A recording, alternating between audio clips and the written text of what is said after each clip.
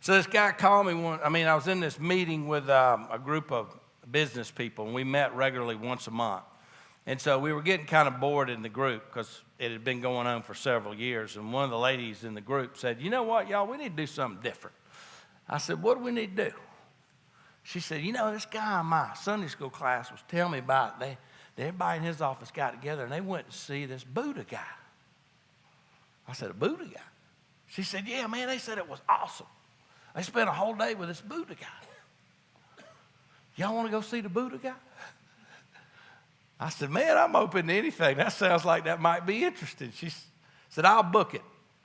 So next thing I know, we're headed up to the Biltmore House to see the Buddha guy.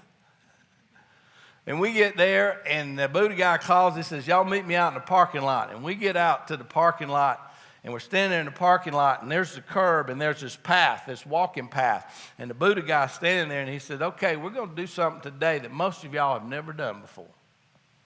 We're going to spend the day in silence. And I was kind of at the front of the line, and I started moving towards the back of the line. He said, once you cross that curb, you can't talk for the rest of the day. So me and another buddy, we're in the back getting in all the talking we can, right? So he said, I want you to go on a walk, and once you get on this trail, I want you to listen to the sounds of the birds and the trees and the wind, and you'll know when to stop. You'll see me at the next stop. But don't go till the person in front of you is out of sight. So we all started trucking on down the road, and it got my turn. I was the last guy, and I'm walking through the woods, and I'm listening to the birds and the wind. And I'm going, man, this guy's a long ways away. I kept walking. I got on a mile and a half, and I finally come up on this grassy knoll. And the Buddha guy had put all these blankets out on this grassy knoll. And all my buddies were laying on their back, looking up at the sky. And I walk up, and he says, Steve, lay on the blanket and stare at the sky. So I laid on the blanket, and I'm looking at the sky. I'm looking at the sky. I started getting sleepy. The Buddha guy taps me. He said, what'd you see?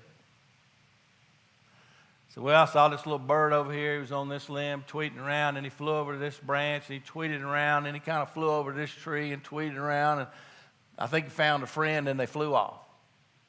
I said, then I saw this plane come through, left a big white streak behind it, kind of flew through this jet, and then a cloud, it was sunny, and then the cloud came, kind of covered up the sun for a minute, then the cloud left. He said, your life is like the sky. He said, in life, you'll have these little birds that just tweet all around you, just take up just a conversation, just chip, chip, chip, chip, chip, chip, chip. He said, every now and then in life, a jet will come through. Shoo. He said, and also there'll be times when there's a cloud that comes in. And he said, it could be a hurricane, it could be a tornado, it could wipe you out. But there's one thing for sure. There'll always be blue sky again someday.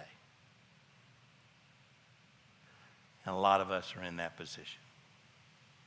You got a tornado right now, but it's going to be blue sky again.